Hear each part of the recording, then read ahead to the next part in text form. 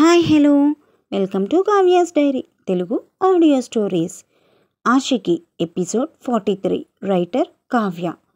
అక్కడ మన బ్రాంచ్ని డెవలప్ చేయాలి అని చరణ్తో చెప్పి, సరే అది బాయ్, ఆఫీస్లో కలుద్దాం అని లోపలికి వెళ్ళిపోయింది పల్లవి. చరణ్ పల్లవి వెనుకే వెళ్ళి పల్లవి చెయ్యి పట్టుకుని ఆపి, ఎందుకు ఇలా ప్రవర్తిస్తున్నావు నువ్వు? నేను రాత్రి ఒకవేళ హాసిని అనుకుని నీతో ఏమైనా తప్పుగా ప్రవర్తించి ఉంటే ఐఆమ్ సారీ పల్లవి. ఒకవేళ హాసిని అనుకుని నీతో అలా ప్రవర్తిస్తే కనుక నీకు అన్యాయం చెయ్యను నేను పల్లవి, నిన్ను వదలను. హాసినిని మర్చిపోయే ప్రయత్నం చేస్తాను పల్లవి అని చరణ్ అంటూ ఉండగా, నా కోసం నువ్వు ఎవరిని మర్చిపోవక్కర్లేదు చరణ్. రాత్రి మన మధ్య ఏమీ జరగలేదు అని చెప్పి చరణ్ నుండి తన చేతిని విడిపించుకుని వెళ్ళిపోయింది పల్లవి తన రూమ్కి. చరణ్ ఆలోచనలో పడ్డాడు.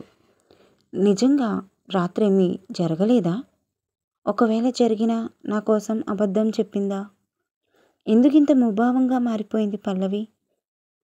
ఆదిత్యతో ఆఫీస్లో కలుద్దాం అని అంది, వాడెందుకు వస్తున్నాడు ఆఫీస్కి అని ఆలోచనలో ఉండిపోయాడు చరణ్. హాయ్ హాసిని అంటూ వచ్చాడు ప్రణవ్. ప్రణవ్ రాగానే ఫోన్ మాట్లాడడం ఆపేసి, హాయ్ ప్రణవ్ రా, నీకోసమే ఎదురు చూస్తున్నా అని అన్నాడు సంతోష్. అవునా, లేట్గా వచ్చానా, వెయిట్ చేయించానా అని అడిగాడు ప్రణవ్. లేదు కానీ టిఫిన్ తిన్నావా అని అడిగాడు సంతోష్.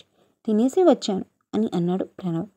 సరే నీతో మాట్లాడాలి ప్రణవ్ అని ప్రణవ్ని పైకి తీసుకెళ్తూ, హాసిని మా ఇద్దరికి టీ పంపించు, అలాగే త్వరగా టిఫిన్ తినే, ఆఫీస్కి వెళ్ళి మనం అని సంతోష్ పైకి వెళ్తూ సంతోష్తో, ప్రభగారు అదేంటి నాన్న అప్పుడే ఆఫీస్కి ఎందుకు, షూటింగ్ కూడా ఇప్పుడప్పుడే వద్దు అన్నాను కదా అని అన్నారు. షూటింగ్కి కాదమ్మా, ఇవాళ మన పిఏ రంగాది రిటైర్మెంట్ సెరమనీ, అందుకే నేను హాసిని కూడా వెళ్ళాలి. పాత కంపెనీని నేను కొన్నప్పటి నుంచి ఆయన అనుభవాన్ని నా పట్టుదలకి జత చేసి నన్ను, నా కంపెనీని అగ్రస్థానంలో నిలబెట్టింది కదమ్మా. అసలు ఆయన రిటైర్మెంట్ ఫంక్షన్కి మన ఫ్యామిలీ అంతా ఉంటే బాగుంటుంది, కానీ పెళ్లి పనుల వల్ల నువ్వు అలసిపోయావు కదా, అందుకని నేను ఆ టైంకి తీసుకుని రమ్మని శివకి చెప్పాను. నేను హాసిని ముందుగా వెళ్తాం అన్నాడు సంతోష్. సరేనన్నా, ఫంక్షన్ అయిపోగానే నువ్వు హాసిని త్వరగా వచ్చేయండి అని అన్నారు ప్రభుగారు. సరే అమ్మా, మేము ఒక 5 నిమిషాలు మాట్లాడుకున్నాక బయలుదేరతాము. హాసిని త్వరగా టిఫిన్ తిని చిన్నిని కూడా త్వరగా రెడీ చేయి అని త్వరగా మెట్లెక్కుతూ వెళ్ళిపోయాడు సంతోష్. ప్రణవ్ నాకు ఫ్రెండా సార్కి ఫ్రెండా? వచ్చాడు, హాయ్ అన్నాడు, సార్తో వెళ్ళిపోయాడు అని అనుకుంది హాసిని మనసులో. ప్రణవ్ సంతోష్ మాట్లాడుకుంటూ ఉండగా స్వప్న వచ్చి, అన్నయ్య మేం రెడీ అని అంది. హాసిని ఏది అని అడిగాడు సంతోష్. వదిన కింద ఉంది అని చెప్పింది స్వప్న. సరే మేం వస్తున్నాం అని కదిలారు ప్రణవ్ సంతోష్ స్వప్నతో పాటు. సంతోష్ కిందకి వచ్చి హాసిని కోసం అటు ఇటు చూస్తుంటే, నాన్న వదిన పెద్దనాన్న దగ్గర ఉన్నారన్నయ్య అని చెప్పింది కీర్తి. సంతోష్ కీర్తి వైపు కూడా చూడకుండా వాళ్ళ నాన్న రూమ్ దగ్గర నిలబడి, హాసిని త్వరగా రా అని వెళ్ళిపోయాడు సంతోష్. కీర్తి సుప్రియ ఒకరినొకరు చూసుకొని నిట్టూర్చగా స్వప్న వచ్చి, వెళ్దామా సుప్రియ అని అంది. కీర్తి వాళ్ళతోటి, నన్ను కూడా కాస్త మా ఆఫీస్ దగ్గర దింపేయండి అని అడిగింది. సరే పద వెళ్దాం అని ముగ్గురు కారు వైపుకి బయలుదేరారు. హాసిని కూడా విష్ణు గారితోటి, రావు గారితోటి మాట్లాడి తరువాత సంతోష్ దగ్గరికి వెళ్ళింది. కీర్తి సుప్రియ వెనకాల కూర్చోగా స్వప్న ముందు సీట్లోనే కూర్చుంది ప్రణవ్ పక్కన. స్వప్న ప్రణవ్తో నెమ్మదిగా, ఇప్పుడు మీరు ఓకేనా, బాగానే ఉన్నారా, మీ చేతికి గాయం తగ్గిపోయిందా అని అడిగింది. బాగానే ఉంది, తగ్గిపోయింది అని అన్నాడు ప్రణవ్ స్వప్నతో. కీర్తి స్వప్నతో, సంతోష్ అన్నయ్యలో మార్పు ఎప్పుడు వస్తుంది స్వప్న, ఎన్ని సంవత్సరాలైనా ఇంకా అంతే కోపంతో ఉన్నాడు, నువ్వెలా అర్థం చేసుకున్నావు చూడు మమ్మల్ని, అలాగే అన్నయ్య కూడా అర్థం చేసుకోవచ్చు కదా, నాన్న చెప్పేది ఒకసారి వినడానికైనా ప్రయత్నించవచ్చు కదా అని అంది కీర్తి. నీ బాధ నాకు అర్థమైంది కీర్తి, కానీ నువ్వేం కంగారు పడకు. హాసిని వదిన ఖచ్చితంగా అన్నయ్య మీతో మాట్లాడేలా చేస్తుంది. కంగారు పడకు. ఇందాక కూడా హాసిని వదిన నాన్నకి ఏదో ఆయుర్వేదం ట్రీట్మెంట్ గురించి బాబాయ్ తోటి మాట్లాడింది. త్వరలోనే మనకి మంచి రోజులు రాబోతున్నాయి. నువ్వు ఇంకా ఎక్కువ బాధపడకు అన్నయ్య. మళ్ళీ మునుపట్ల మనందరితోటి ఉంటాడు, సరేనా అని అంది స్వప్న. వీళ్ళ కాన్వర్సేషన్ విన్న ప్రణవ్, మీ ప్రాబ్లం ఏంటి అనేది నాకు పూర్తిగా తెలియదు, కానీ హాసిని హ్యాండిల్ చేసింది అంటే ఖచ్చితంగా సాల్వ్ చేసేస్తుంది అని అన్నాడు ప్రణవ్. హాసిని సంతోష్ వైపు చూస్తుంటే, ఏంటి హనీ అలా చూస్తున్నావు, నచ్చానా, మనసు మార్చుకున్నావా అని అడిగాడు సంతోష్. చిన్ని మనతోనే ఉంది, ఒళ్ళు దగ్గర పెట్టుకుని మాట్లాడండి అంది చిన్నగా, సంతోష్కి మాత్రమే వినిపించేలా. అయినా మీకు అసలు మనసుందా సార్ అని అడిగింది హాసిని. లేదుగా, ఎప్పుడో నీ వశమైపోయిందిగా అని అన్నాడు సంతోష్.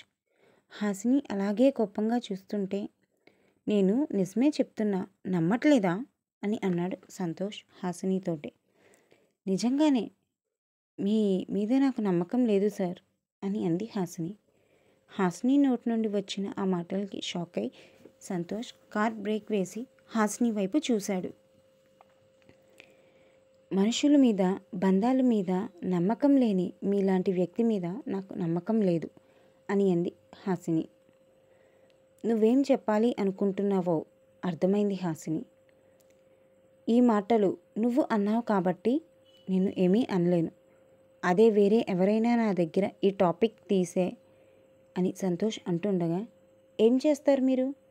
చిన్నప్పటి నుండి చూస్తున్న మీ సొంత బాబాయినే నమ్మట్లేదు మీరు.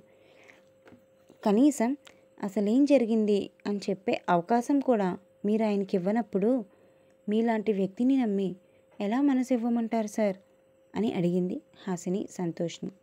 ఇప్పుడేంటి హాసిని, నేను వాళ్ళతో మాట్లాడితేనే నాతో లైఫ్ని యాక్సెప్ట్ చేస్తాను అని క్లారిటీ ఇస్తున్నావా నువ్వు అని అన్నాడు సంతోష్.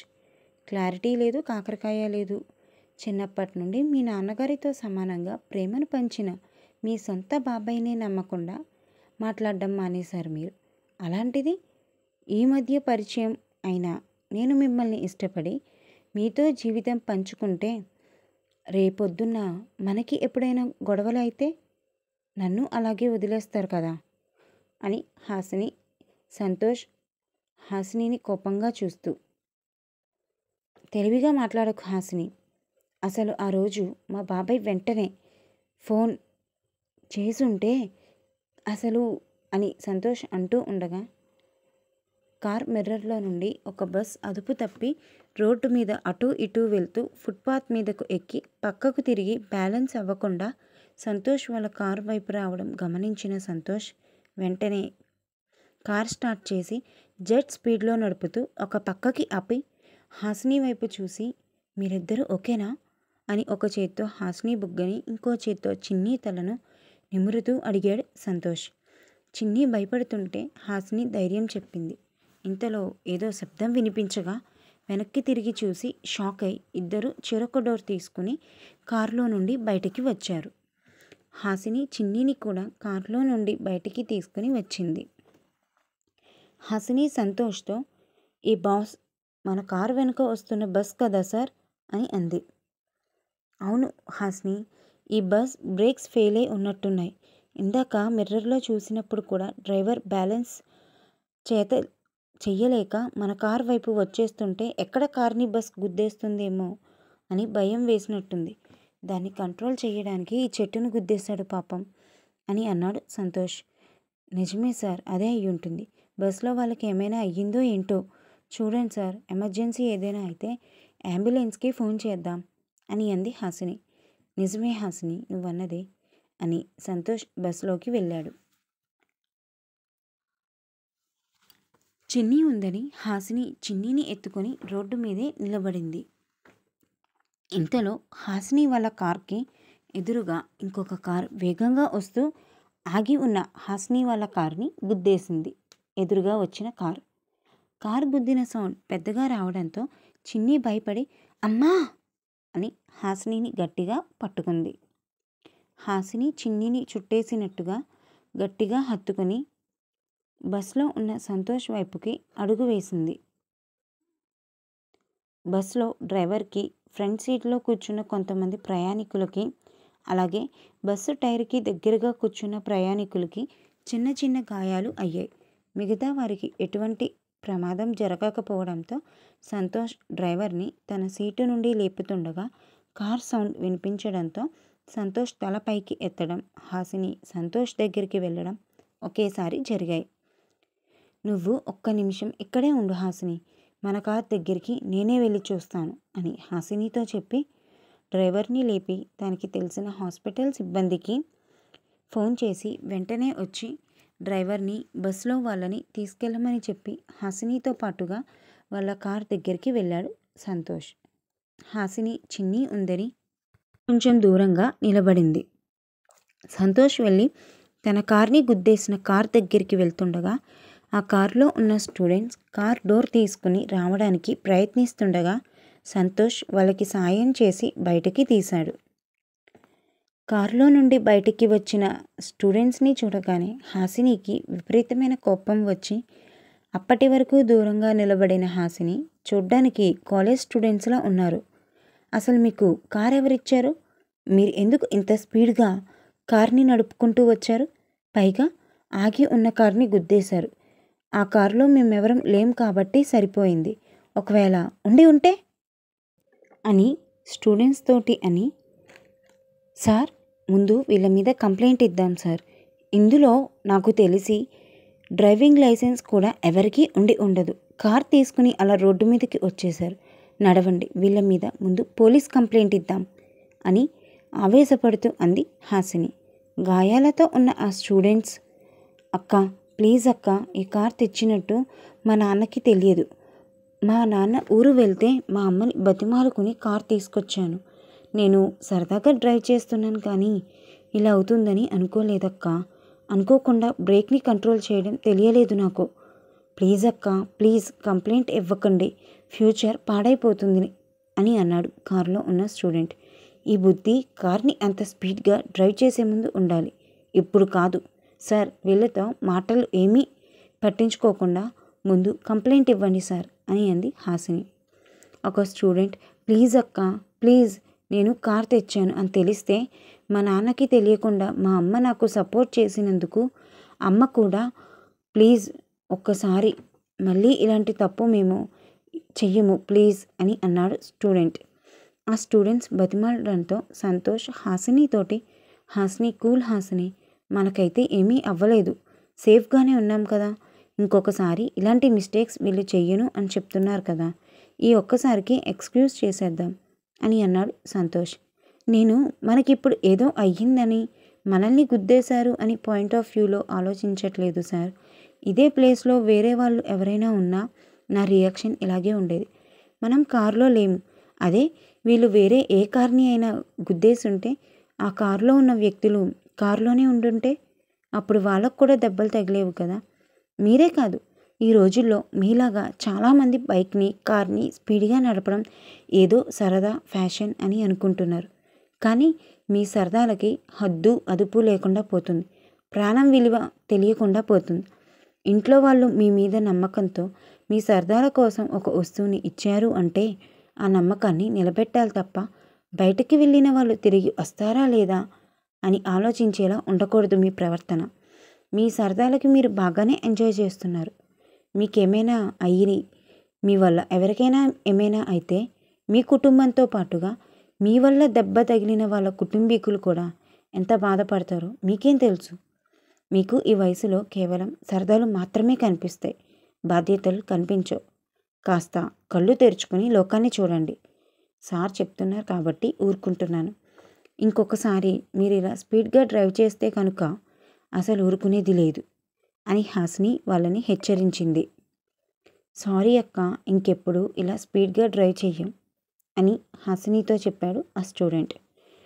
మాకు తెలిసిన హాస్పిటల్ వాళ్ళకి ఫోన్ చేశారు సార్, ఆ బస్సులో ఉన్నవాళ్ళు బస్ కోసం వస్తారు, మీరు కూడా వెయిట్ చేయండి, మిమ్మల్ని కూడా తీసుకుని వెళ్తారు అని చెప్పి క్యాబ్ బుక్ చేయండి సార్, మనం క్యాబ్లో వెళ్దాం అని సీరియస్గా చెప్పి అక్కడి నుండి ముందుకు కదిలింది హాసిని. అక్కడికి దగ్గరలో ఒక రెస్టారెంట్ ఉంటే సంతోష్ హాసిని వాళ్ళని తీసుకుని ఆ రెస్టారెంట్లోకి వెళ్ళి, హాసిని మీరు ఇక్కడే జాగ్రత్తగా కూర్చోండి అని చెప్పి, ఇప్పుడే రెస్ట్ రూమ్కి వెళ్ళి వస్తాను అని చెప్పాడు సంతోష్. సంతోష్ రెస్టారెంట్ అని చెప్పి ఫోన్ తీసుకుని బయటికి వచ్చి శివకి ఫోన్ చేసి జరిగినది చెప్పి, ఆ కారులో ఉన్న స్టూడెంట్స్లో ఇద్దరు ఎన్విఎస్ కాలేజ్లో స్టూడెంట్ శివ అని చెప్పాడు సంతోష్.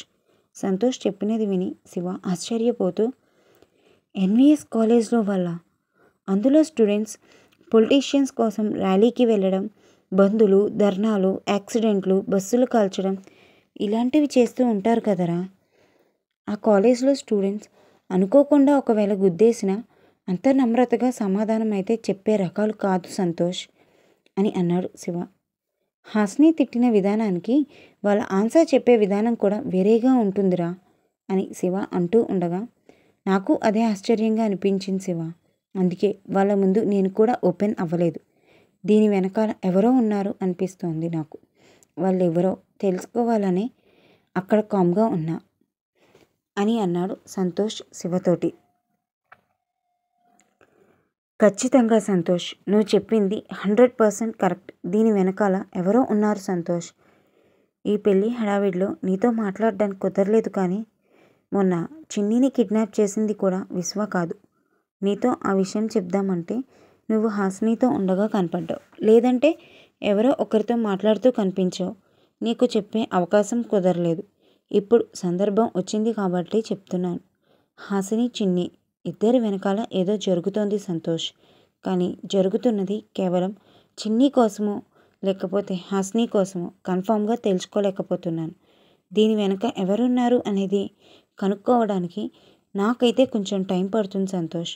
ఎవరో చాలా తెలివిగా ప్లాన్ చేస్తున్నారు. ఆ విశ్వాగాడైతే కాదు, చిన్నిని కిడ్నాప్ చేసింది. నేను ఎంక్వైరీ చేశాను అని చెప్పాడు శివ. ఏం మాట్లాడుతున్నావు శివ? ఆ రోజు హాసినికి ఫోన్ చేసినది, చిన్నిని ఎత్తుకెళ్ళింది విశ్వ కాదా? ఎలా తెలిసింది నీకు అని అడిగాడు సంతోష్ ఆవేశంగా. అదంతా ఫోన్లో చెప్పేది కాదు సంతోష్. ఈసారి మనమిద్దరం మాత్రమే ఉన్నప్పుడు నీతో కొన్ని విషయాలు చెప్తాను. అంతవరకు చిన్నిని, హాసినిని ఇద్దరిని జాగ్రత్తగా చూసుకో అని చెప్పి ఫోన్ పెట్టేశాడు శివ. శివ మాటలకి ఆశ్చర్యపోయిన సంతోష్ కాసేపు షాక్లో ఉన్న కొన్ని క్షణాలకు తేరుకొని హాసిని, చిన్ని గురించి కంగారుగా అనిపించినా తమాయించుకొని తన కంగారుని వాళ్ళ ముందు బయట పెట్టకుండా కూల్గా చిన్నీతో కబుర్లు చెబుతున్న హాసిని దగ్గరికి వెళ్ళి, వెళ్దామా హాసిని అని అన్నాడు సంతోష్. సరే అని తల ఊపింది. చిన్నీని ఎత్తుకొని సంతోష్తో పాటుగా రెస్టారెంట్ బయటికి రాగానే వాళ్ళు బుక్ చేసిన క్యాబ్ రావడంతో క్యాబ్ ఎక్కి ఆఫీస్కి వెళ్ళారు. సంతోష్ వాళ్ళు ఆఫీస్లోకి వెళ్ళి తన పిఏ రిటైర్మెంట్ ఫంక్షన్కి ఏర్పాట్లు జరుగుతున్నాయి. హాసిని చిన్నీని తీసుకొని సంతోష్తో పాటు సంతోష్ క్యాబిన్లోకి వెళ్ళింది. సంతోష్ క్యాబిన్ చూసి, చిన్ని, నాన్న ఇదేనా మీరు ఆఫీస్ అని అడిగింది. అవును బంగారు తల్లి, ఇదే నా ఆఫీస్, నా రూమ్. ఎలా ఉంది అని అడిగింది చిన్ని. బాగుంది అని చెప్పింది చిన్ని. నా రూమ్ చూపించిన చిద్విలాస్ని అని అడిగింది హాసిని. అమ్మ, నువ్వు నాన్న ఒకటే ఆఫీస్ కదా, మళ్ళీ మీ ఇద్దరికి ఎందుకమ్మా వేరువేరు రూమ్లు అని అడిగింది చిన్ని. ఇవాల్టి నుండి అమ్మ కూడా ఈ రూమ్లోనే ఉంటుంది చిద్విలాస్ని అని చెప్పాడు సంతోష్. హాసిని సంతోష్ని ఆశ్చర్యంతో చూసింది. ఎందుకంత షాక్ అవుతావు హనీ? పిఏ రిటైర్ అయిపోతున్నారుగా, మరి నువ్వు ఈ ఆఫీస్లోనే ఉండగా కొత్త పిఏని పెట్టుకుంటే బాగోదుగా అని అన్నాడు సంతోష్ హాసినితోటి. ఇది ఫ్రెండ్స్ ఇవాల్టి అప్డేట్. యాక్చువల్గా చదివేటప్పుడు కొన్ని మిస్టేక్స్ వచ్చాయి, సారీ అండి. అంటే ఎడిటింగ్ మిస్టేక్స్ ఉండటం వల్ల అలా జరిగింది. నెక్స్ట్ టైం నుంచి ఇది రిపీట్ అవ్వకుండా చూసుకుంటాను. అలాగే ఈ వీడియో కనుక మీకు నచ్చినట్లయితే లైక్, షేర్ అండ్ సబ్స్క్రైబ్.